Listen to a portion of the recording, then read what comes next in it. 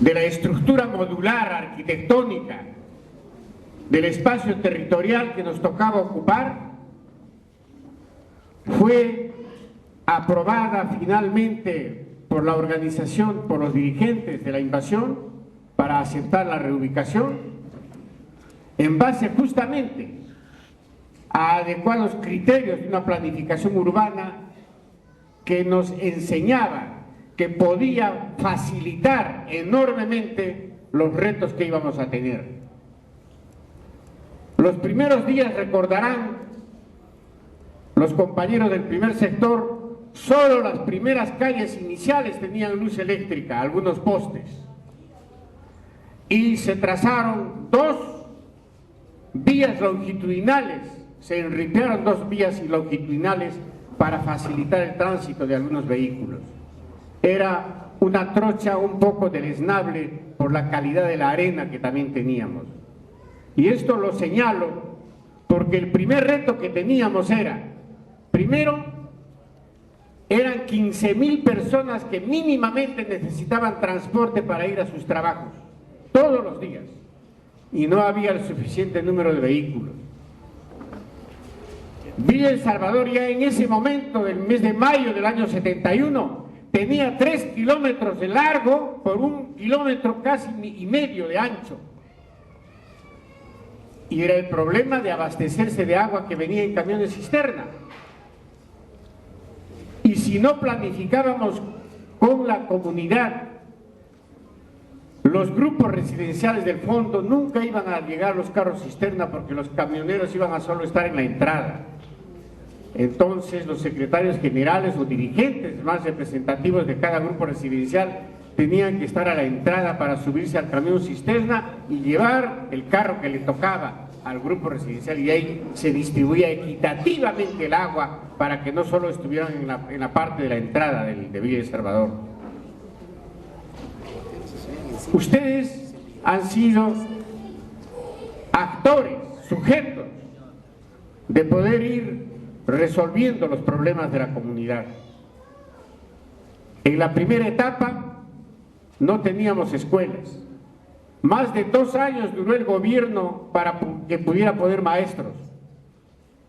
Desde el primer momento los comités pro escuela tuvieron que edificar escuelas con todo el material que podían reunir, con trabajos comunales, con cuotas de todos los vecinos, y poder hacer cuotas también para pagar a los maestros y salvar el año escolar de los niños. Desde el inicio tuvimos que enfrentar retos inimaginables. Todo esto nos enseñó a que era fundamental para poder superar los obstáculos, no solo tener capacidad de movilización como la invasión, ni solo tener capacidad de protesta, sino también saber planificar las acciones para ir resolviendo los pequeños y los grandes problemas. Para nosotros era básica la planificación desde el inicio, la distribución de tareas y el asumirlos responsablemente. De esa manera fuimos poco a poco forjando la organización.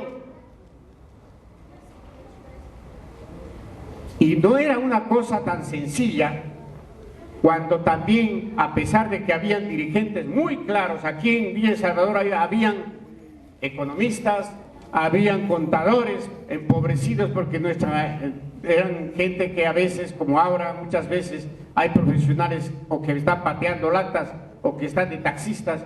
También en ese tiempo había crisis económica y habían aquí profesionales que a veces tenían vergüenza de decir que eran profesionales, pero en la organización empezaban a plasmar sus ideas, a poder aportar con sus mejores propósitos para poder ir mejorando la situación en cada uno de sus grupos residenciales. Pero también habían contradicciones. No se olviden que ingresa Sinabos con todos sus promotores, porque nos han dicho también, así como el arquitecto decía, que dijeron que el plano de Villa El Salvador y esta concepción modular y funcional lo habían ideado los alemanes o los cubanos o no sé quién, y nunca le daban el mérito a que un peruano podía hacer esto y muchas otras cosas mejores. Igual decían que todo lo daba Velasco, que todo lo daban los militares. Cuando en el primer sector la gente de Sinamos, por ejemplo, obligó a que todos los grupos residenciales tuvieran una estructura organizativa que no respondía a los retos del desarrollo.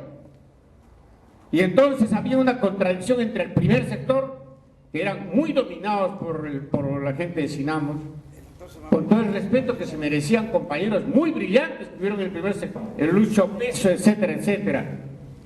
En el segundo, tercer, sexto sector teníamos cada vez una nueva concepción, porque mucha de la gente que estaba en estas zonas eran oriundos de las zonas de la sierra, porque el 65% en el año 71 de la población que había aquí en Villa era serrana, el 30 y tantos por ciento era de la costa y solo el 2% era de la selva. De esos 102.000 habitantes que había en Villa El Salvador en el año 71.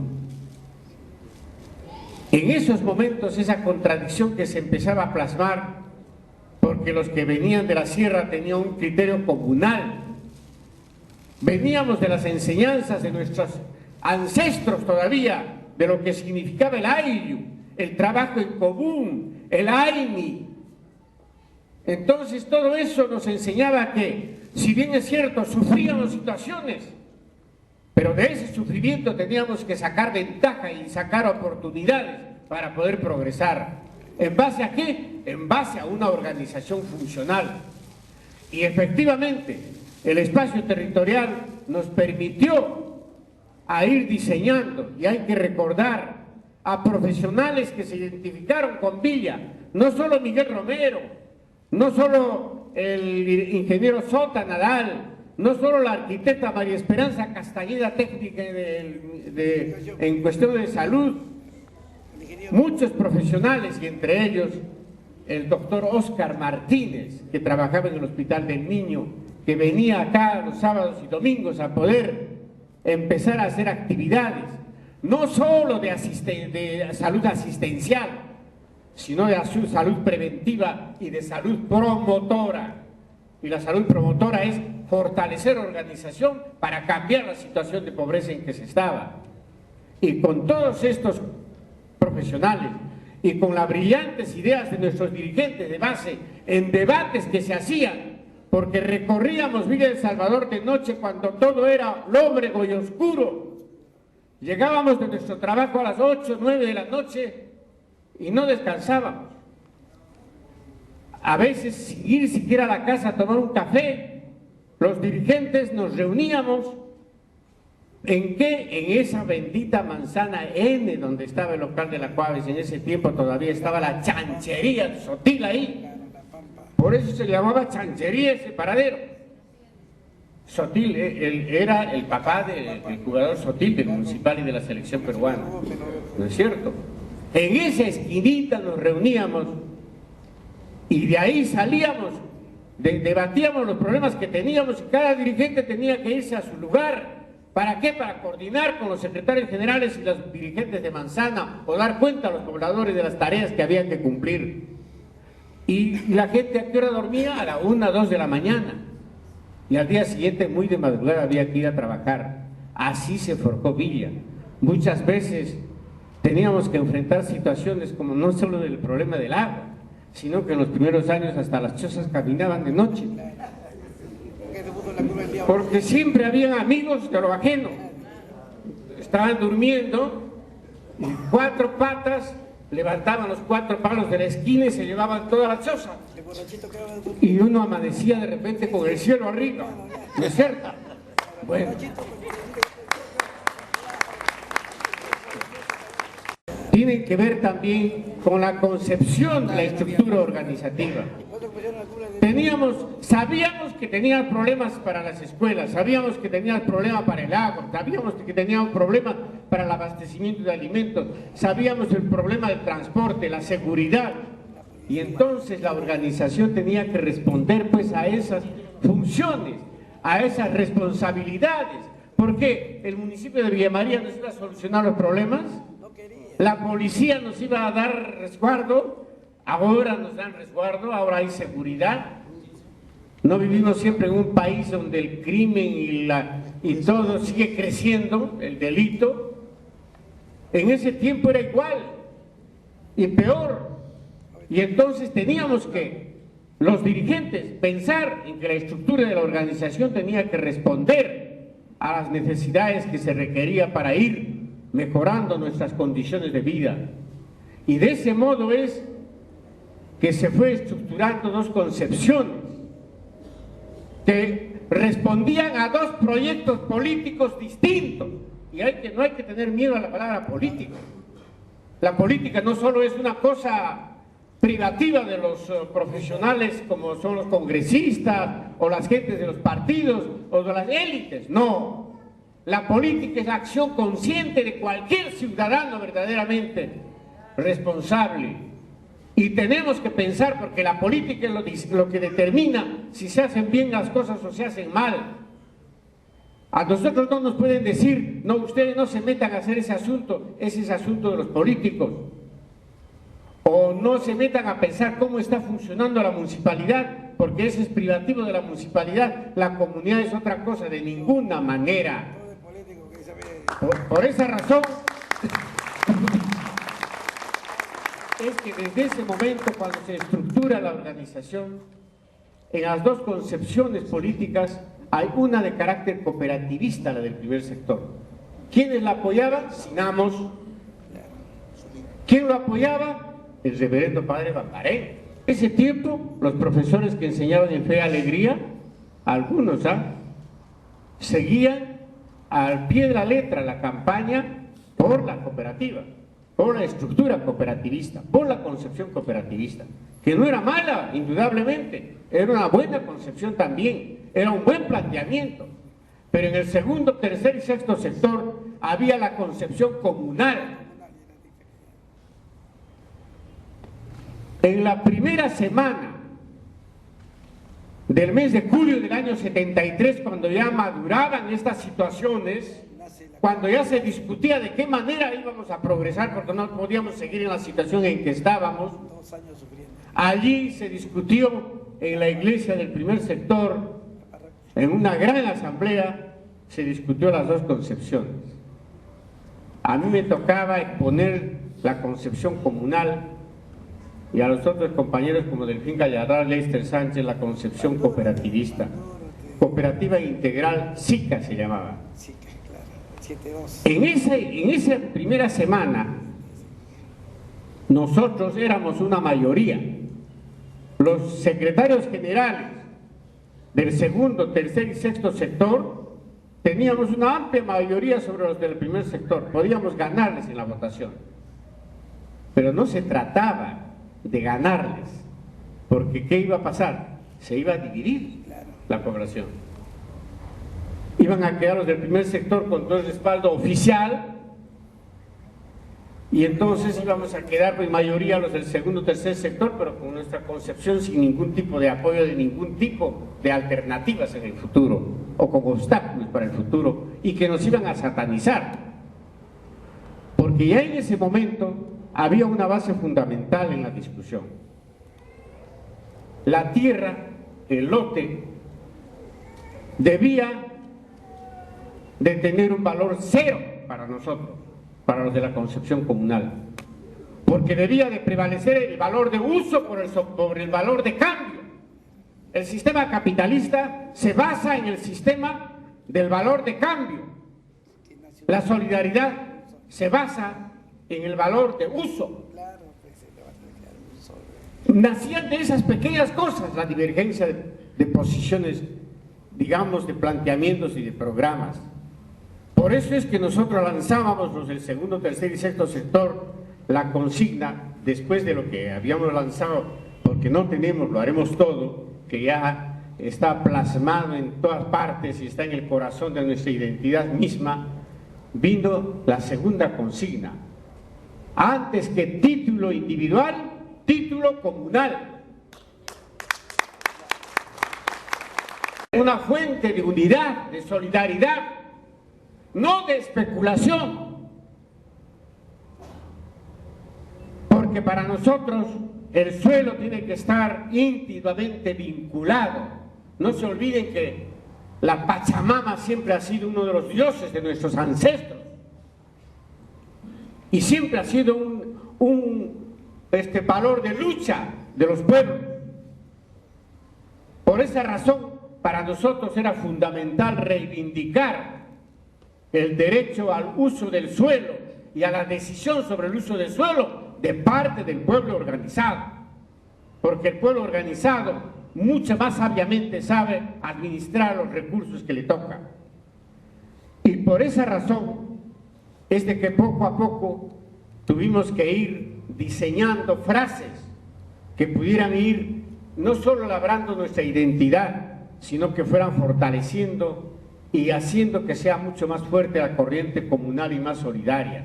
Porque la cooperativa, si bien es una concepción también de apoyo mutuo, etcétera, pero se basa sobre el aporte. Ahí tienen derecho a opinar y a hacer cosas y a tener los beneficios los que aportan, porque esa es la base del cooperativismo, el aporte. En la comunidad no, es la vivencia, es la solidaridad, es la unidad de las familias. Entonces, por esa razón, para nosotros el problema de reivindicar los valores era fundamental y en cada consigna trazábamos cosas. Cuando se decía un árbol, un lote, no es porque se nos fuera un capricho. En esos tiempos el agua era un tesoro aquí en la comunidad y decir un árbol, un lote, era para que cada uno desafiara la misma naturaleza y tratara de superar, de que no fuera solo un desierto inerte, sino que frente a la casa siquiera haya algo de verde, algo de vegetación, algo que viéramos como cuando nace un hijo y va creciendo con todo el sacrificio que significaba un arenal como el nuestro, con una calor que absorbía cualquier humedad que pudiéramos tener, y así pudimos ir plasmando ese esfuerzo y enseñando a los niños mismos de cómo es de que se tiene que ir construyendo el futuro.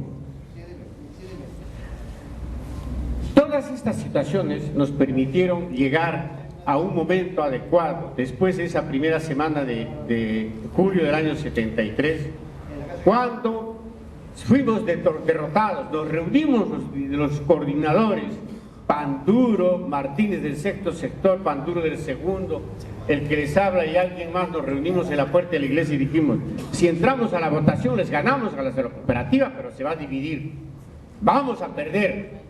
Vamos a votar por los de ellos, y votamos por los de ellos, y nos derrotamos nosotros mismos, porque no era el momento, no era el momento, no teníamos que desesperarnos. Los que somos serranos de verdad, y los que hemos visto cómo nuestros antepasados lucharon, soportaron más de 400 años de dominio colonial de los españoles, que vinieron a destruir nuestro desarrollo tecnológico, porque hasta ahora ahí están los portentos de la creación de pueblos como el nuestro, de comunidades como la nuestra, que unidos supieron con su creatividad ir mejorando su situación.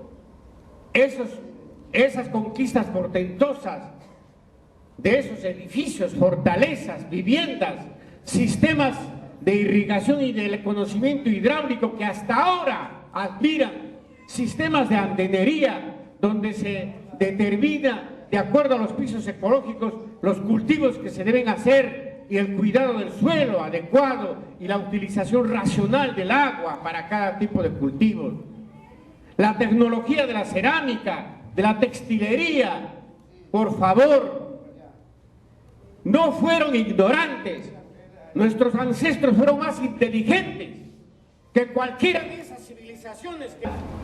¿Cuántos pueblos pudieron crear genéticamente la cantidad de variedades de papa o de maíz o de tantos productos alimenticios que el Perú y la América han dado al mundo? Y como decía Miguel Romero, lamentablemente no había un Indecopi donde pudiéramos haberlo patentado, pues, y se llevaron gratis todo. Los españoles, los ingleses, los franceses, los holandeses colonizaron el mundo a base de sangre y fuego. Imagínense pues al pobre Atahualpa en Cajamarca, cuando el cura Valverde le dice que si reconocía el crucifijo y la Biblia y que tenía que reconocer a ese Dios, cuando el pobre Atahualpa y nuestros ancestros pues adoraban al sol, a la luna, a la tierra, al agua. Era la naturaleza, los dioses mismos que le dan vida al pueblo. Él no podía saber del alimento espiritual de nuestros compañeros dirigentes. Cuando conversábamos les llenaba de mística y de alegría hacer las cosas, y por eso es que no tenían ningún temor de caminar en las noches, día tras día, semana tras semana, para ir forjando la organización. Pero teníamos que saber cuántos éramos, qué necesitábamos. Y así es, un 19 de julio hicimos nuestro primer censo. La propia comunidad, los propios dirigentes, hicieron manzana por manzana su censo. En la tarde ya teníamos resultados de los grupos residenciales, y a medianoche nuestro compañero Enrique Jaramillo, secretario de Planificación, y Pepe Bautista ya tenían los resultados generales de todo Villa.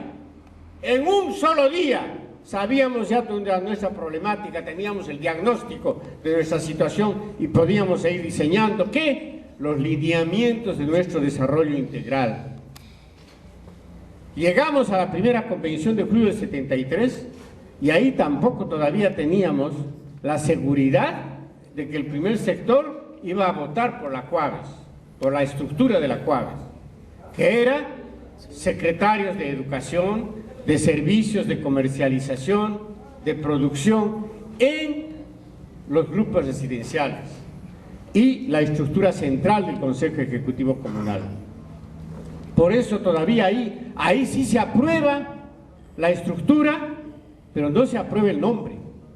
Se aprueba los lineamientos del Plan de Desarrollo Integral y las acciones fundamentales para los próximos 2 años, pero todavía no se acordó el nombre, no se quiso discutir el nombre. Y ahí salió elegido el compañero Apilonero Rojas como primer secretario general. Y ahí les voy a contar una anécdota. El que estaba designado en una reunión de sectores para ser el primer secretario general era el compañero José Bautista Flores, que ahora es un gran dirigente argentino en Argentina. Es el gran dirigente gaucho, un salvadoreño. Les hizo la más grande movilización en Buenos Aires del movimiento gaucho.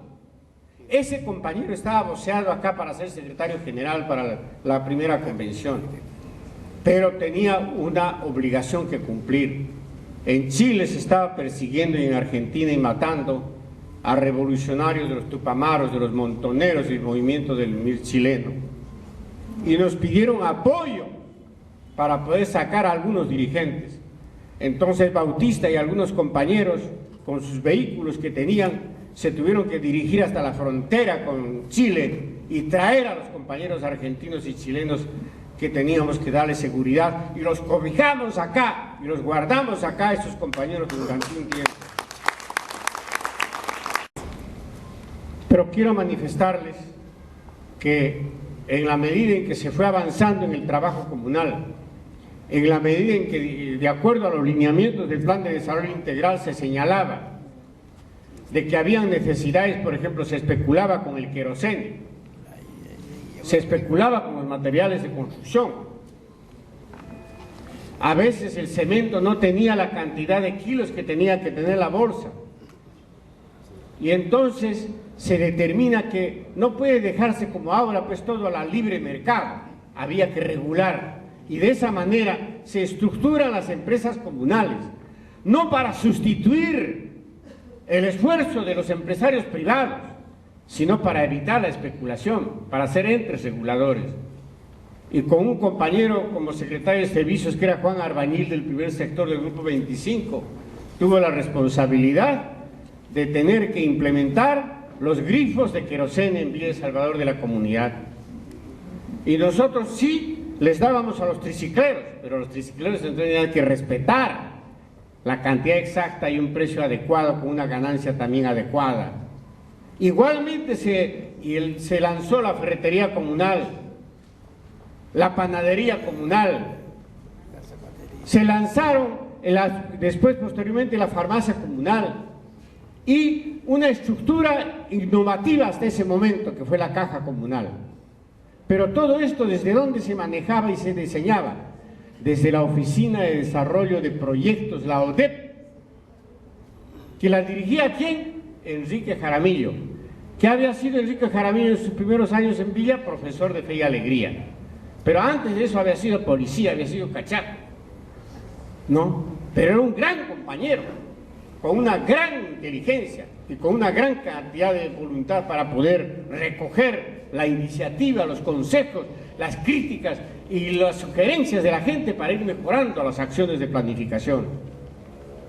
Esa Oficina de Desarrollo de Proyectos, la ODEP, funcionaba donde ahora funciona pues la municipalidad. Ahí estaba el local de la ODEP. Y cuando Michel salió de primer alcalde y no tenía, como decía el otro día, ni una silla donde sentarse, porque le dieron el decreto de la municipalidad, pero no le dieron nada más. Entonces, y el compañero Calle era el secretario general, discutieron, los compañeros dirigentes de la Cuaves también me consultaron, aunque yo no era dirigente en ese momento, me consultaron. Yo dije, bueno, decidan ustedes como dirigentes del Ejecutivo. Y en una forma generosa le brindaron a la municipalidad, le prestaron el local de la oficina de planificación con muebles, con todo. Bueno, ese es el origen de las cosas, o sea, nunca dejó la comunidad de ser solidaria, hasta en esas situaciones. También después generosamente dio el local de la caja comunal para que ampliaran el local donde iba a funcionar la municipalidad, con la condición de que se construyera el local de la comunidad en donde debería de haberse hecho. Lamentablemente nunca se cumplió, como decía la compañera del segundo sector, grupo 4, que ley municipal, o ley comunal, ley municipal, igualmente ahí las promesas que se dieron no se cumplieron. Así como siempre hay gobernantes que nos ofrecen el cambio, que salen elegidos con un programa de repente popular, progresista o de izquierda y terminan entregándose a la derecha, pues. Ese es lamentablemente cuando no hay una capacidad de fiscalización del pueblo. Acciones, epopeyas de dirigentes de todos los grupos. ¿Cómo recordar a esa secretaria de salud, la compañera Irene Ortiz, por ejemplo, ya ahora anciana, muy delicada de salud, que dio su vida junto a muchas promotoras de salud? Acciones de todo tipo, pero es la comunidad la que diseña también y elabora el plan para poder poner empresas comunales, empresas de propiedad social. Y la caja comunal no tuvo solo una cuestión de figura o de nombre, ahí ahorraba la población su plata, pero servía ¿para qué? Para dar préstamos y generar empresas familiares. Se prestaba a los comités de proescuela para que puedan ir construyendo la escuela, las aulas, mientras llegaba la plata del ministerio en fideicomiso después. Se implementó una oficina de ingeniería donde trabajaba el compañero Miguel Romero, Javier Sota Nadal, tenían su equipo de topógrafos, etcétera. ¿Para qué? Diseñaron 4 modelos de viviendas para que la gente comprara a 2,50 soles el juego de planos del modelo que querían, y dábamos nosotros asesoría técnica. Y en cada grupo residencial le señalábamos el punto de nivel. ¿Para qué? Para que no construyeran después sus casas y sus veredas en un nivel que iba a estar muy arriba o muy abajo de la futura pista alguna vez. Como se tenía planos, se sabía en qué altura iban a estar las pistas. Entonces les decía, acá está el punto de nivel, de acá para abajo no puede usted hacer nada, ahí tiene que respetar porque ahí tiene que quedar la vereda. Entonces en cada grupo residencial habían puntos de nivel que señalaban cómo tenía que ser. Es decir, acá se diseñó una serie de actividades que pudieran facilitarle a la comunidad el poder resolver su problemática. Pero no solo pasó eso, sino que nuestra caja comunal apoyó también la organización de los pueblos jóvenes de Lima, la FEDEJUP, de la Confederación General de Pobladores del Perú, la CGPP, apoyó la lucha de los campesinos de Huando con Sósimo Torres para que pudieran los campesinos quedarse con la hacienda Graña, apoyó la lucha de los cooperativistas de Caudivilla, Huacoy y Punchauca en el Valle del Chillón y les apoyó económicamente para que pudieran levantar sus primeras producciones, apoyó a todas las empresas que quebraban y que asumían los trabajadores como Laboratorio Maldonado, Empresa Inca, etcétera. Los apoyamos dándoles préstamos sin intereses y cumplieron todos ellos en pagar sus deudas, pero fuimos solidarios.